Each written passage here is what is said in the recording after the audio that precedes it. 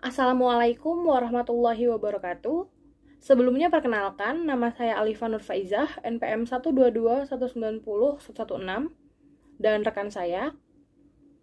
Perkenalkan, nama saya Lala Anastasia, NIM 122190103. Di sini kami akan mempresentasikan proses manajemen organisasi dan proses manajemen lingkungan pada PT Pupuk Kaltim di Kalimantan Timur. Gambaran umum PT Pupuk Kalimantan Timur.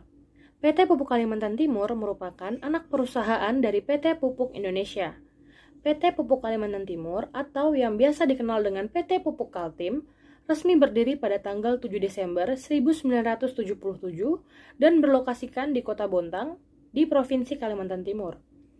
Bisnis utama perusahaan ini adalah memproduksi dan menjual amoniak, urea, pupuk NPK dengan segmen pasar dalam maupun luar negeri. Sejarah PT Pupuk Kalimantan Timur. Pada tanggal 7 Desember 1977, PT Pupuk Kalimantan Timur resmi berdiri. Bahan baku utama bagi pabrik yang ada di Kota Bontang ini adalah gas alam. Pada awalnya, dibangunlah sebuah pabrik pupuk pada lahan seluas 349 hektar di kawasan yang dulunya merupakan hutan di Kalimantan Timur. Namun, seiring dengan berjalannya waktu dan meningkatnya permintaan untuk memenuhi pasokan pupuk di Indonesia, PT Pupuk Kalimantan Timur membangun pabrik baru yang diberi nama Pabrik Pupuk Kaltim II pada tahun 1982, Pabrik Pupuk Kaltim III pada tahun 1986, Pabrik Pupuk Kaltim IV pada tahun 1999, dan yang terbaru, Pabrik Pupuk Kaltim V di tahun 2012. Pada tanggal 8 Oktober 2012, PT Pupuk Kalimantan Timur mendapatkan surat perintah dari Kementerian mengenai penugasan wilayah tanggung jawab pengadaan dan penyaluran pupuk bersubsidi untuk sektor pertanian. Sedangkan untuk pemasaran luar negeri, Pupuk Kaltim melakukan ekspor ke negara-negara di kawasan Asia Pasifik, Amerika Serikat, Amerika Selatan, dan lain sebagainya. PT Pupuk Kaltim bertujuan untuk meningkatkan kesejahteraan masyarakat dan mewujudkan pembangunan berkelanjutan di tanah air. Kemudian, PT Pupuk Kalimantan Timur juga bertujuan melakukan penghijauan dan melestarikan keadaan lingkungan. PT Pupuk Kalimantan Timur juga bertujuan meningkatkan kesejahteraan baik di internal maupun eksternal pupuk Indonesia. PT Pupuk Kalimantan Timur juga bertujuan membangun kehidupan sosial yang baik di masyarakat. Kemudian, PT Pupuk Kalimantan Timur bertujuan meningkatkan laba pupuk Indonesia yang akhirnya dapat menunjang ekonomi negara dan membantu peningkatan indeks perekonomian. PT Pupuk Kalimantan Timur memiliki visi menjadi perusahaan di bidang industri pupuk, kimia, dan agribisnis kelas dunia yang tumbuh dan berkelanjutan. Untuk memenuhi visi tersebut, PT Pupuk Kalimantan Timur memiliki misi menjalankan bisnis produk-produk pupuk, kimia, serta portofolio investasi di bidang kimia, agro, energi, trading, dan jasa pelayanan pabrik yang bersaing tinggi. Kemudian, mengoptimalkan nilai perusahaan melalui bisnis inti dan pengembangan bisnis baru yang dapat meningkatkan pendapatan dan menunjang program kedaulatan pangan nasional. Yang ketiga, mengoptimalkan utilitas sumber daya di lingkungan sekitar maupun pasar global yang didukung oleh sumber daya manusia yang berwawasan internasional dengan menetapkan teknologi terdepan. Kemudian, memberikan manfaat optimum bagi pemegang saham, karyawan, dan masyarakat, serta peduli pada lingkungan.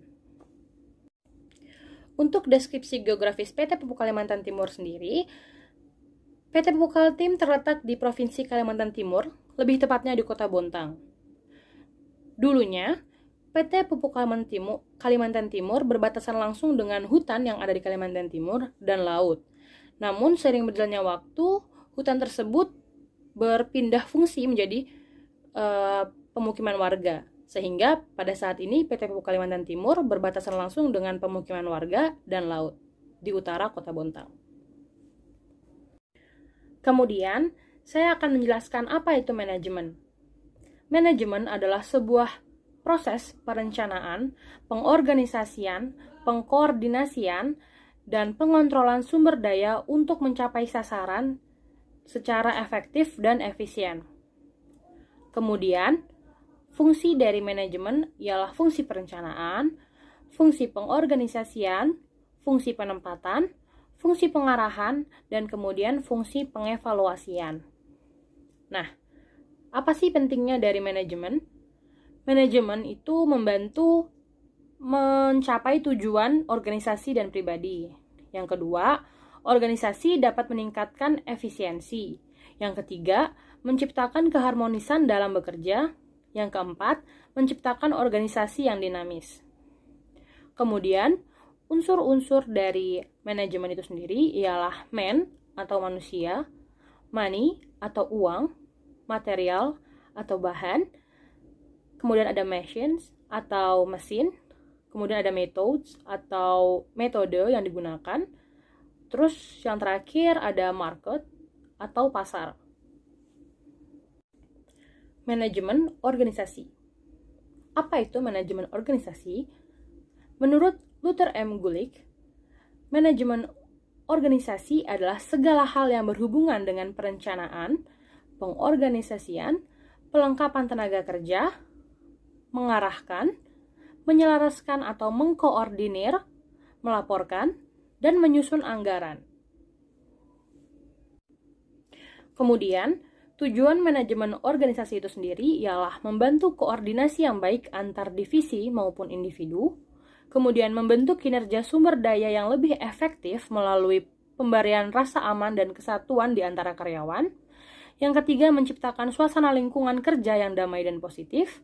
Yang keempat, mendorong karyawan agar bekerja dengan rasa tanggung jawab. Dan yang kelima, mencapai tujuan utama perusahaan dengan cara-cara yang paling efisien melalui pembentukan karakter sumber daya. Kemudian, komponen-komponen yang diperlukan oleh suatu perusahaan ialah komponen pemasaran dan penjualan, kemudian komponen produksi, kemudian yang terakhir administrasi dan keuangan.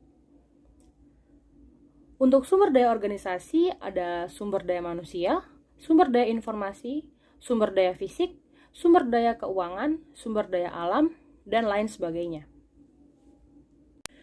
Kemudian, saya akan menjelaskan apa itu manajemen lingkungan.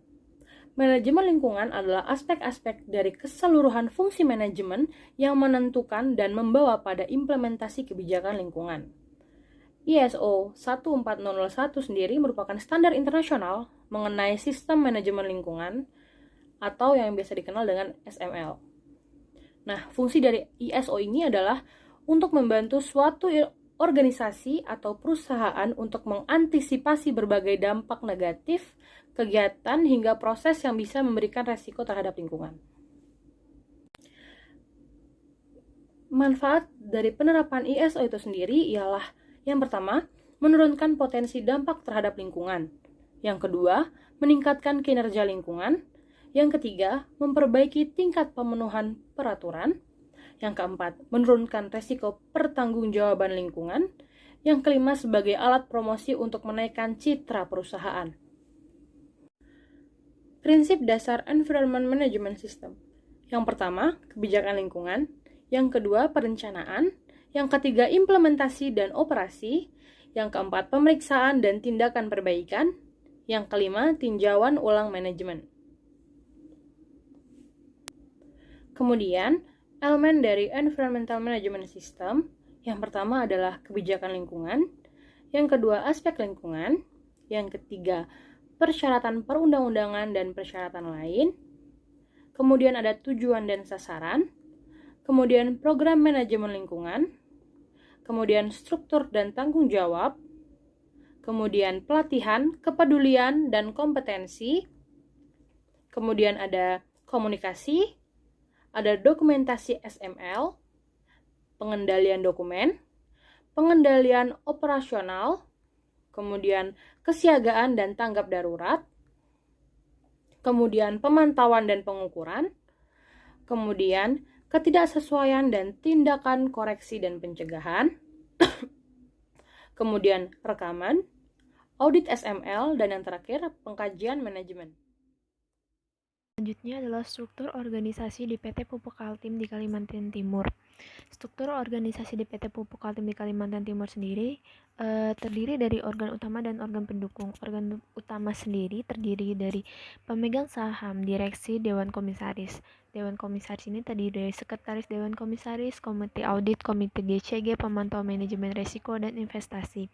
Sedangkan direksi sendiri terdiri dari direktur utama yang di bawahnya terdiri dari direktur produksi, direktur teknik dan pengembangan, direktur komersil dan direktur SDM dan umum. Direktur produksi tersendiri terdiri dari General Manager Operasi 1, General Manager Operasi 2, General Manager Teknologi, General Manager Pemeliharaan, General Manager Jasa Pelayanan Pabrik.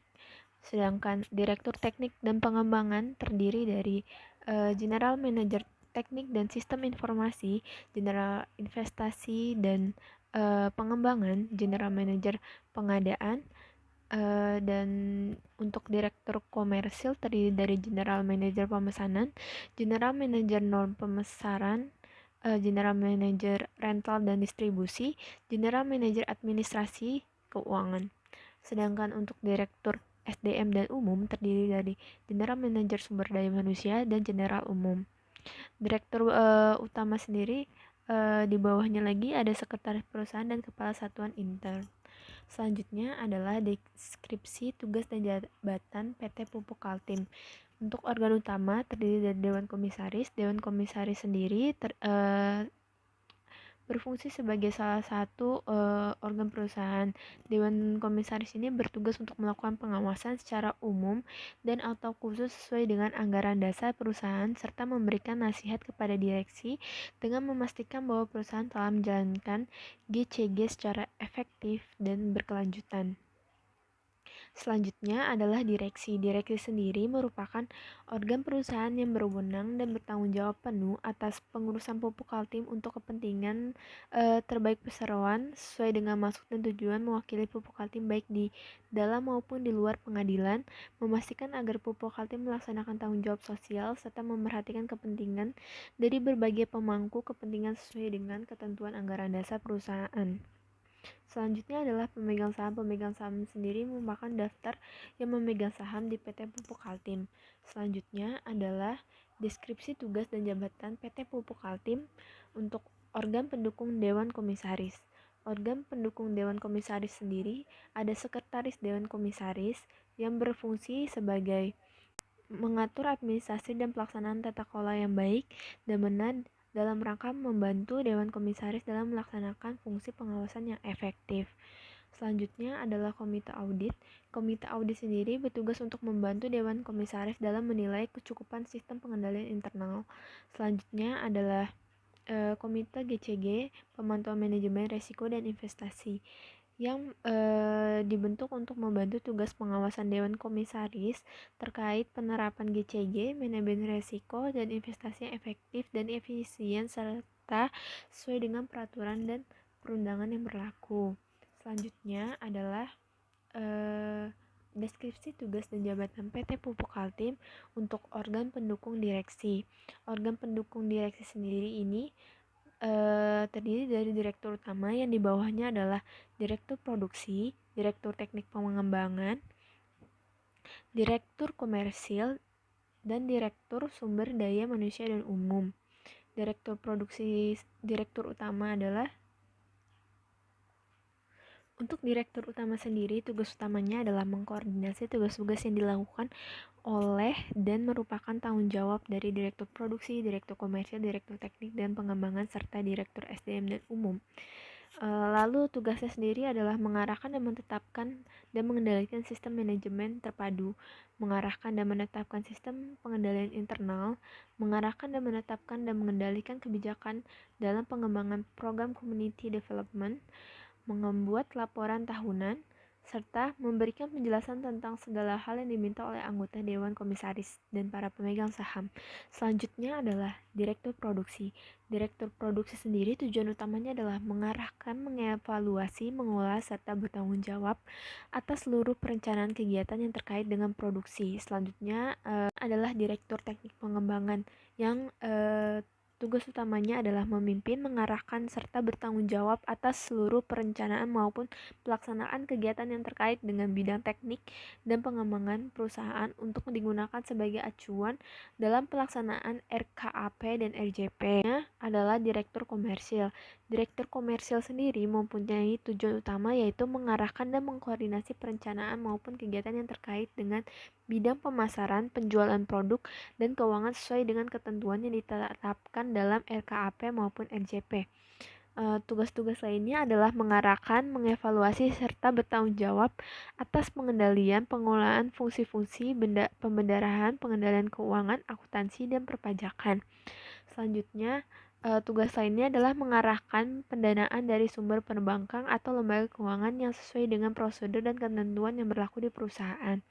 Selanjutnya ada Direktur Sumber Daya Manusia dan Umum. Tugas utamanya sendiri adalah memimpin, mengarahkan, serta bertanggung jawab atas seluruh perencanaan maupun kegiatan yang terkait dengan bidang SDM dan umum untuk digunakan sebagai acuan dalam mencapai target sesuai dengan RKAP dan RJP di Pupuk Kaltim.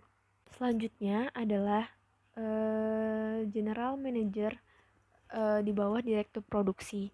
General Manager di bawah Direktur Produksi sendiri adalah contohnya General Manager Operasional, General Manager Teknologi, General Manager Pemeliharaan, General Manager Pelayanan Pabrik. General Manager Operasional sendiri mempunyai tujuan utama yaitu bertanggung jawab dalam efektivitas operasional perusahaan. Lalu General Manager Teknologi sendiri tujuan utamanya adalah bertanggung jawab melakukan pengembangan dan peningkatan sistem informasi dan teknologi dalam suatu perusahaan.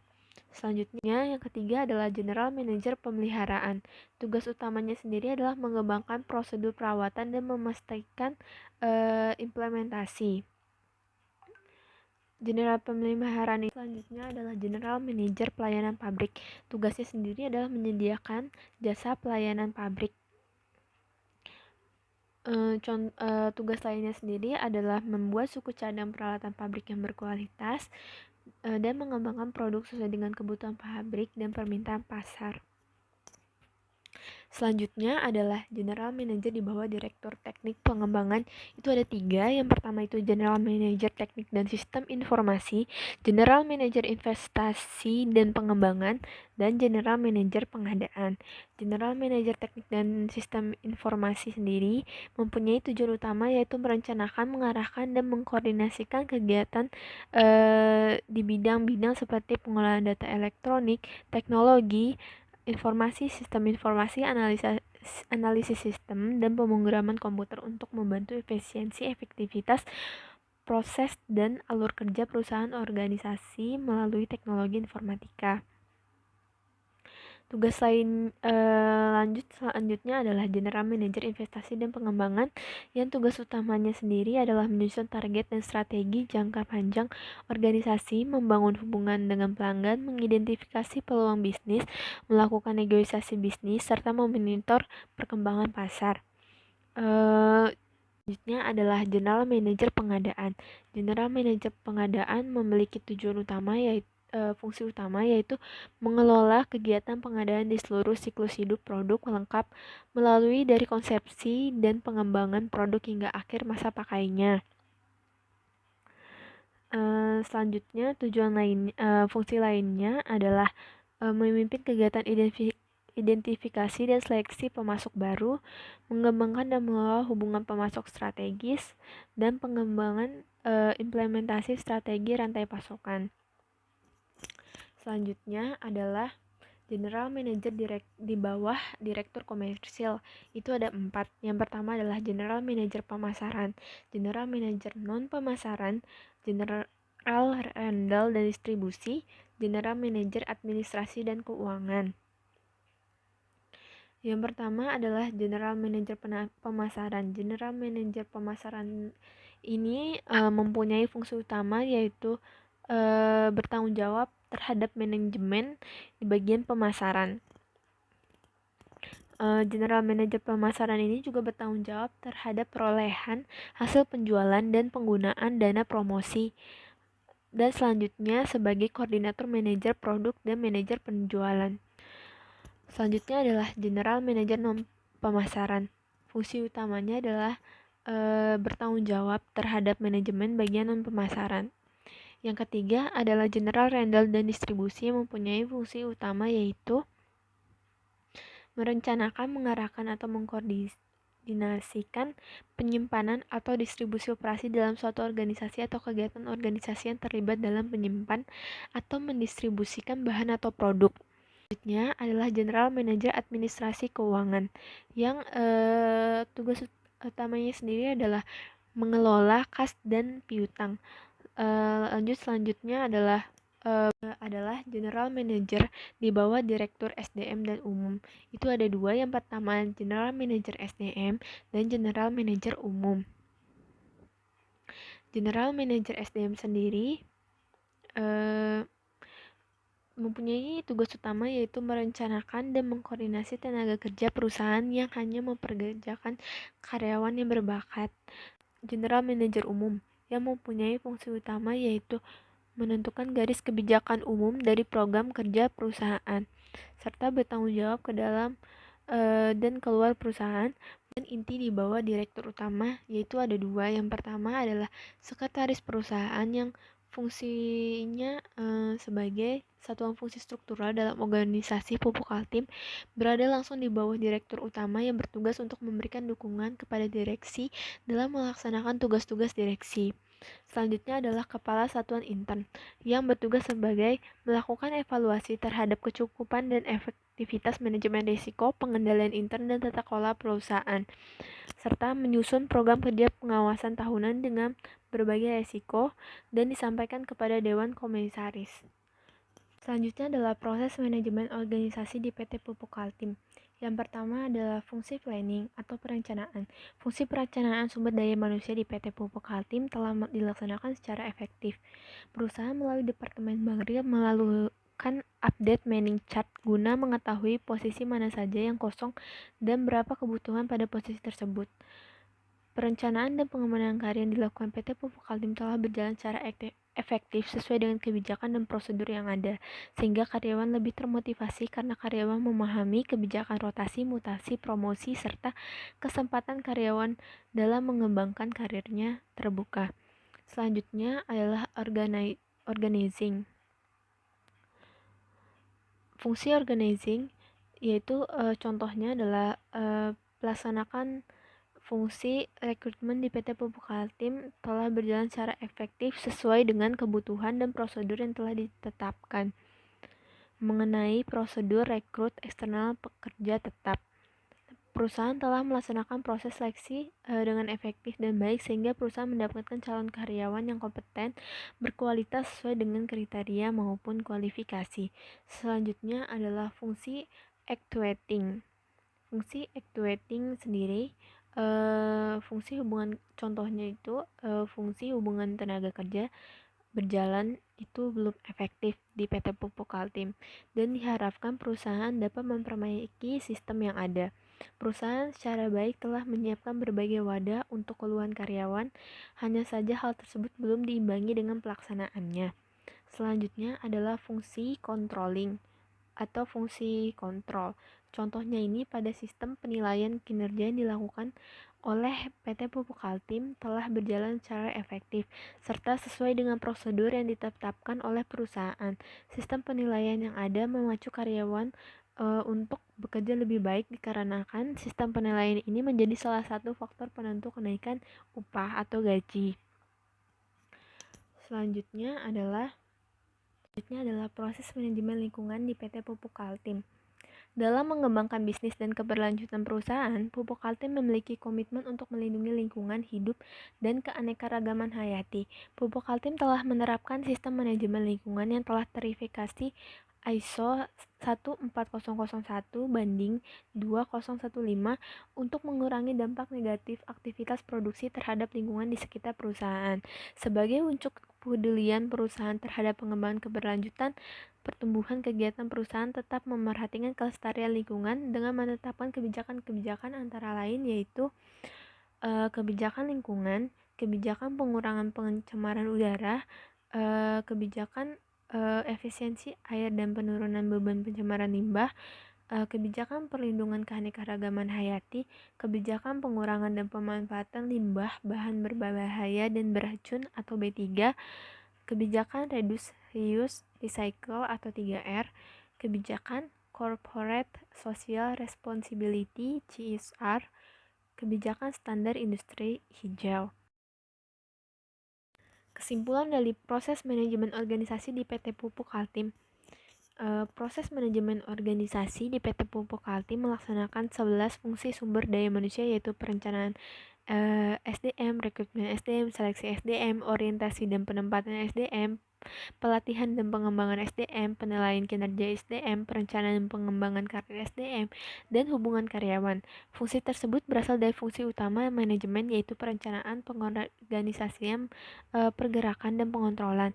Pelaksanaan fungsi sumber daya manusia secara umum telah dilaksanakan secara efektif sesuai dengan kebijakan serta tujuan dari perusahaan. Akan tetapi terdapat beberapa hambatan yang dihadapi yaitu pada fungsi hubungan karyawan. Kebijakan maupun pedoman dianggap tidak relevan dikarenakan kebijakan yang ada tidak mampu mengikuti perkembangan maupun situasi pada saat ini sehingga terjadinya pelanggaran disiplin kerja khususnya pada jam kerja. Selain itu, pada fungsi penilaian kinerja karyawan bahwa hasil akumulasi dari penilaian tidak diketahui oleh karyawan. Selanjutnya adalah kesimpulan proses manajemen lingkungan di PT Pupuk Kaltim. Kesimpulannya adalah PT Pupuk Kaltim telah menerapkan sistem manajemen lingkungan yang telah tersertifikasi ISO 14001/2015 untuk mengurangi dampak negatif aktivitas produksi terhadap lingkungan di sekitar perusahaan.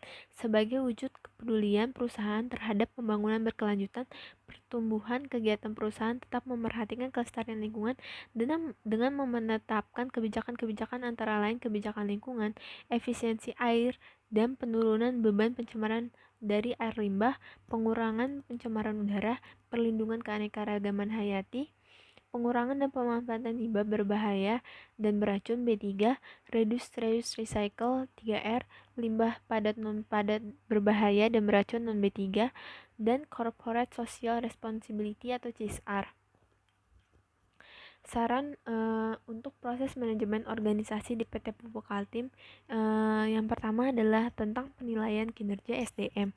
Sistem penilaian yang dilakukan oleh perusahaan telah dilakukan secara objektif, hanya saja akan lebih baik jika karyawan mengetahui akumulasi dari hasil penilaian, baik hasil penilaian secara hard kompetensi maupun soft kompetensi sehingga karyawan dapat mengetahui kelemahan terhadap pada bagian mana dikarenakan salah satu dasar komponen upah adalah penilaian kinerja. Selanjutnya adalah hubungan karyawan. Sebaiknya perusahaan memperbaiki surat ketetapan direksi tahun 1998 mengenai disiplin kerja dikarenakan surat tersebut dianggap tidak relevan karena tidak dapat memberikan sanksi serta penegasan terhadap karyawan yang melakukan pelanggaran disiplin khususnya pada jam kerja. Perusahaan dapat mengaitkan tingkat absensi maupun keterlambatan karyawan dengan pemberian upah sehingga tingkat absensi maupun keterlambatan menjadi rendah. Selanjutnya untuk proses manajemen lingkungan, sarannya adalah manajemen lingkungan di PT Pupuk Kaltim sudah baik karena sudah ada peraturan tentang pencegahan dan cara menanggulangi dampak masalah terhadap lingkungan. Akan tetapi dalam prakteknya masih banyak yang harus diperbaiki seperti tumpahan bahan kimia ke lingkungan, tumpahan limbah B3 yang diangkut ke lingkungan, pembuangan sisa hasil pekerjaan proyek yang tidak sesuai dengan peraturan dan pembuangan limbah non B3 yang tercampur dengan limbah B3. Diharapkan penanggung jawab manajemen lingkungan lebih meminimalisir masalah tersebut sesuai dengan peraturan dan prosedur yang ada. Presentasi dari kelompok 4. Semoga bermanfaat. Assalamualaikum warahmatullahi wabarakatuh.